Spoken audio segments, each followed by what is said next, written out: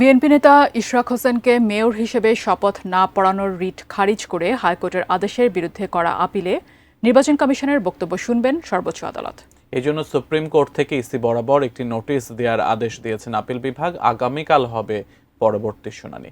প্রধান বিচারপতি নেতৃত্বাধীন আপিল বিভাগের পূর্ণাঙ্গ বেঞ্চে এ বিষয়ে আজ শুনানি করেন রিটকারীর আইনজীবী মোহাম্মদ হোসেন।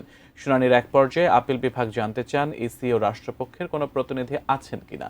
এ সময় ইশরাকের আইনজীবী ব্যারিস্টার মাহবুব উদ্দিন খোকন আদালতকে জানান, নির্বাচন কমিশন এই রিটে পক্ষভুক্ত হয়নি। গত 22 মে ইশরাককে শপথ না পড়ানো ও তাকে মেয়র ঘোষণা করে নির্বাচন কমিশনের গেজেটের কার্যক্রম স্থগিত চেয়ে করা রিট খারিজ করে দেন বিচারপতি মোহাম্মদ আকরাম হোসেন চৌধুরী ও বিচারপতি দেবাশিস রায় চৌধুরীর হাইকোর্ট বেঞ্চ। গত সোমবার ওই রায়ের বিরুদ্ধে আপিল করেন রিটকারীর আইনজীবী অ্যাডভোকেট জহিরুল ইসলাম মুসা। বলল যে নির্বাচন কমিশন ভেরি ইম্পর্টেন্ট রোল। তারা স্বাধীন নির্বাচন কমিশন, সাংবিধানিকভাবে স্বাধীন, তারা সিদ্ধান্ত নিতে পারে, তাদের উপস্থিতির প্রয়োজন এই কোর্টে।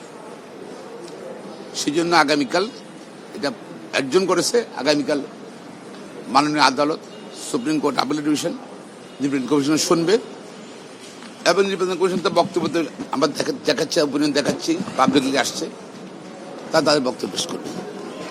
কালকে আবার শুনানি হবে।